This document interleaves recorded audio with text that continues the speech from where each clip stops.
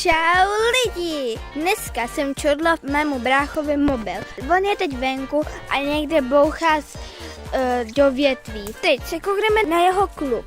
Neymar, no, ok. Škoda, že tady nemá toho Kaká. Kaká? Kaká.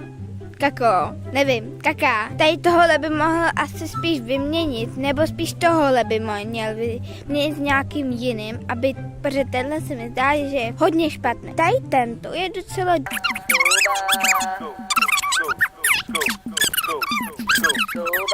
A teď si zkusím zahrát amatéra. Tak doufám, že to vyhraju, protože jsem docela v tom fotbale špatná. Ne, dělám si srandu. Tak, teď se koukám na jeho.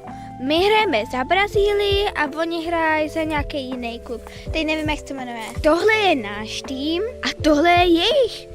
No, nemají vůbec dobrý. Mají tam samý špatný hráče. Tak, teď se fakt budu snažit. Uí! Tak, kopnu sem. Skoro, sakra, nevadí.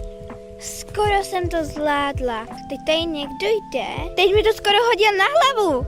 To jsem v životě lidi neviděla, že?